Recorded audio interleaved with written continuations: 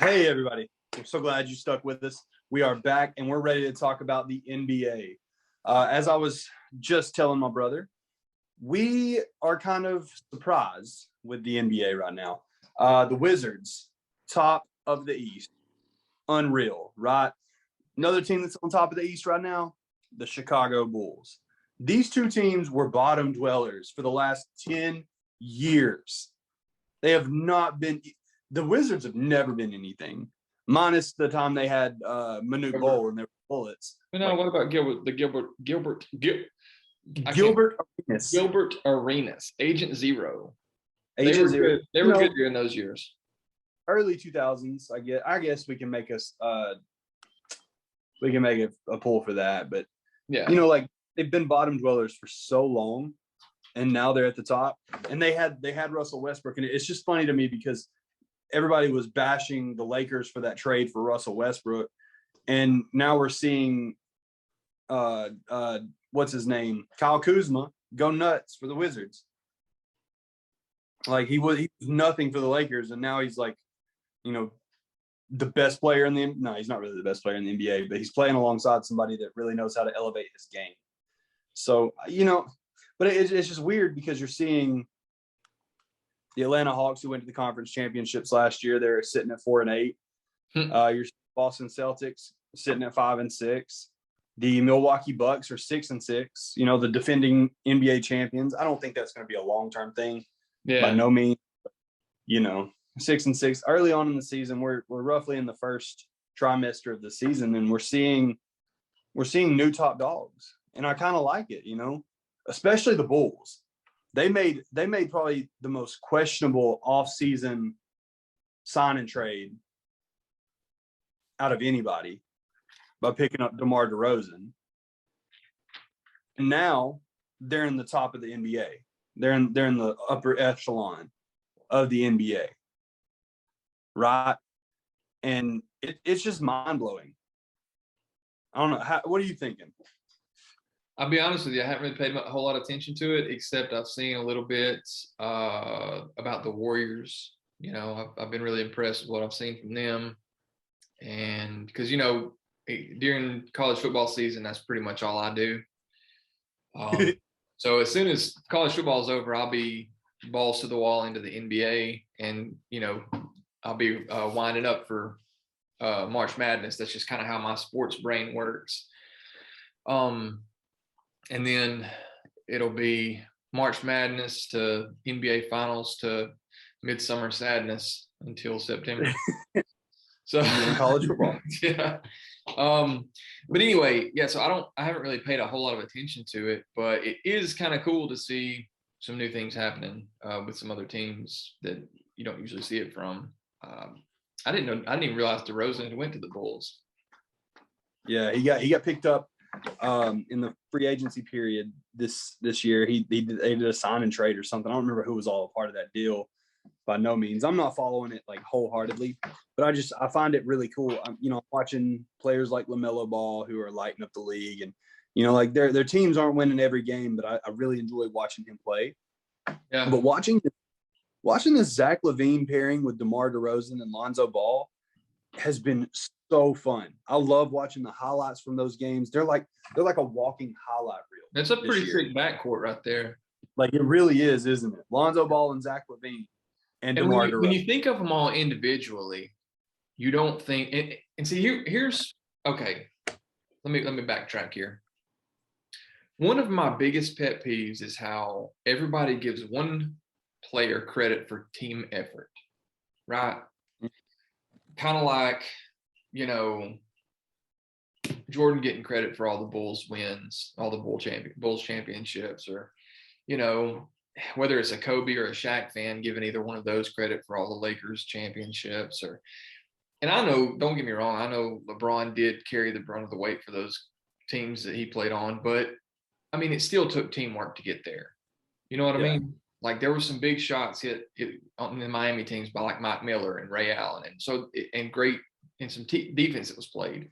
Or Dirk Nowitzki the year that they won, the first year they beat the Heat. I mean, they will give him all the credit, but I mean, that team played some great defense and had some guys hit some really big shots. So my point is, that's one of my biggest pet peeves.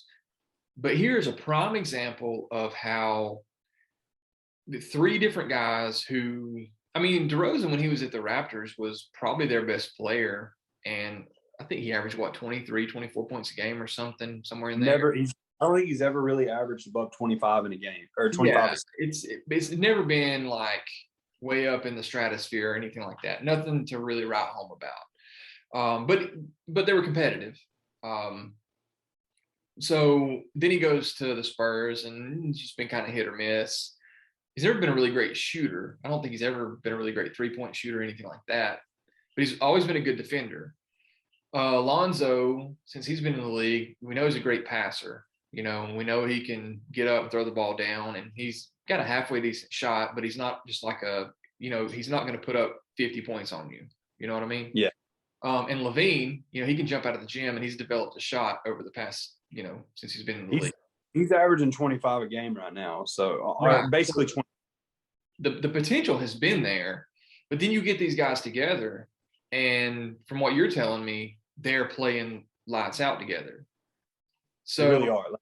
Chemistry is everything on a team. Now, I don't know who they have in, their 4 and 5 spots that are just playing in and out, but chemistry in a team is way better than having a couple of all-star players. And I think that's what a lot of issue has been, like with the LeBron teams. It's him trying to carry the brunt of the work without a whole lot of chemistry on the team. So it's looking like they got Patrick Williams and Nikola Vucevic. Oh, Patrick Williams is pretty good. At that 4 5. I can't say his name. Vucevic. That guy, yeah, he's a solid post player. Those are their only post players that they have on the team. So they've committed to playing small ball. Yeah. I mean, I'm about it, man. You know what I mean? Like, build the chemistry up and do that. And I think that's why the Bucks won and are going to probably get it turned around and continue to win this year, is because they have been together so long. They built chemistry. Well, the Bulls also picked up Alex Caruso this year too. Oh yeah, I forgot about him. He's just a heart and soul guy. Mm-hmm. He's one of those dudes. He's not going to give you. He's a Lonzo Ball type player. He's not going to give you 40 points and do any. But he's going to come in and give you one of the most energetic slams that you're going to see, or he's going to do some crazy out there move, and he's going to light up an energy inside of everybody else. He's like one of those I guess the best version, or the best player that I can associate that with is Metta World Peace. Yeah. Brings the Draymond Green. He's the Draymond Green of this team. Yeah. He's the dude who brings the energy. Yeah. And they have. I can see that. They have Brown Jr. and a couple of other players, but this, they have Derrick Jones Jr. as well. He's nothing to write home about outside of that top 3, maybe top 4, counting Vucevic, Patrick Williams. I don't see them winning a championship this year by no means. They need a couple more pieces, but I've really been impressed by this Bulls team and the way they've been playing, together.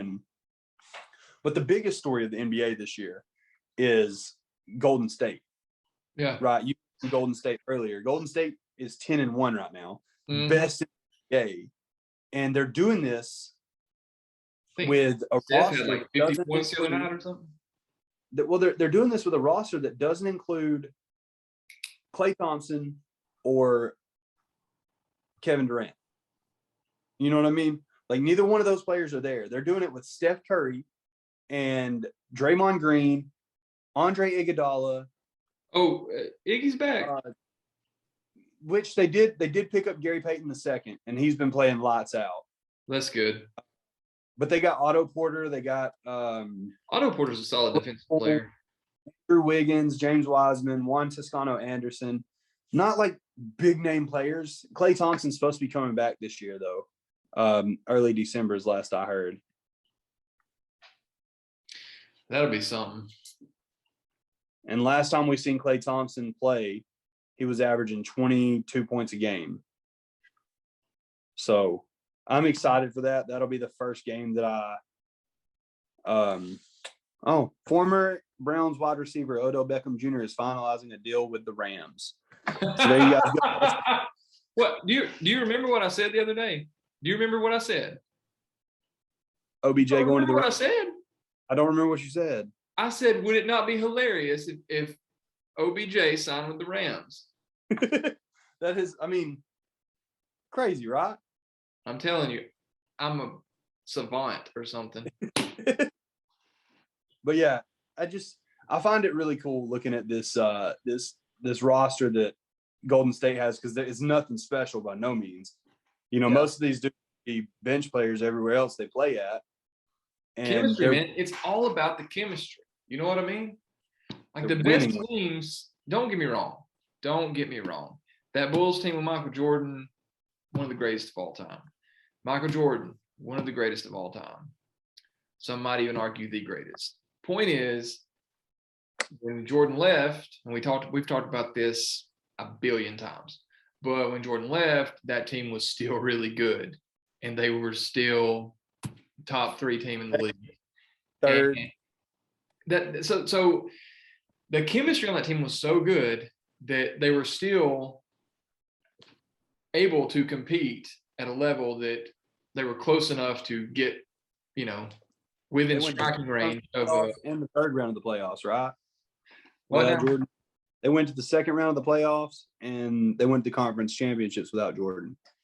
No, well, they went. Well, technically, wasn't without Jordan because he came back halfway through that second season. But yeah, and that I think they went out in the first round, but I could be wrong about that. It may have been the second. But yeah, they went out. It was either the second round of the conference finals against the Knicks, who ended up going to the conference or to the finals and losing to the Rockets. But I don't know. That's just it. The team had chemistry. It was well coached. There was a lot of great players on that team, but people give Michael Jordan all the credit. Where'd you go? I can't see you. Sorry, I got a phone call in the middle of that for some reason. It happens. Apparently, you're very important. They called me right back, so I have to call them here in a second. Yeah, good. I'm excited about this NBA season. Last thing before we wrap up, let's go into some college basketball now that it's back. I don't really care much about college basketball until March Madness hits. Well, I'm at with it. I want to talk about this Alabama team because, I've recently fallen in love with Alabama basketball as recent as 2.5 years ago or so. But this kid, J.D. Davison, is something special, man. And I want everybody to know that name. I want everybody that hears us to know that we support J.D. Davison. This kid is unreal. Mm-hmm. He is unfreaking real. Yep. He's been playing really good basketball in his debut that they didn't keep score, or it was just an exhibition game they just played. And he finished it with 20 points. And then the other night they played and he had 12 points and 6 assists and six boards. Freshman coming out. And I think he's going to be the leading scorer by the end of the season. Yeah. But alongside, we have JQ, we have Bediako, we have what's his name? Number 5. What is that kid's name? Golly, I can't even think of it now. I'm gonna have to look it up. Doesn't matter, we got it. Doesn't matter, we got him. Anyways, this Alabama team is just so fun for me to watch. Personally, we got where's his name? Dang it, Jaden Shackelford. It was on the tip of my tongue. I had to get it. I want everybody to be on the lookout because this Alabama team's coming back for blood this year. They're going to be really good come March Madness. So that's all that I got today. You got anything else? No, I don't guess so. I'm just glad we get to talk about sports from time to time, man. I really enjoy doing this. Sometimes it's just good to have a chill, laid back conversation with your brother about sports and have other people you know, I love the fact that people are weighing in and talking back to us. And, Yeah. you know, guys, we do appreciate it when y'all weigh in and y'all reach out to us and give us some context and, you know, all that good stuff. It's really fun for us. You know, we're growing in it. We're getting better each and every time. But we genuinely just want it to be a conversation. You know, we're not trying to produce this big major show where we're dropping like all kinds of stuff. We just, you know, this is what it's like being in our everyday life. We just talk sports, and this is something that we love to do. And, you know, it's fun for us to have time to sit down and, you know, this is our bonding time, and we're glad that you guys get to be a part of it. You know, this is the fun part about doing a podcast or doing a YouTube channel or whatever. You know, sometimes it's all about the videos. Sometimes it's just about brothers being brothers, and you guys get to see that. Mm-hmm. So, guys, like, subscribe, find us on Instagram and Facebook and Twitter, and just get to commenting with us, get to know us. We love to get to know you guys. So from my heart, I thank you. From Brandon, he's just there. Yeah, sorry, spaced out. Yep. Thanks for hanging in. We will see you on the next go around. Take it easy. Peace out, guys.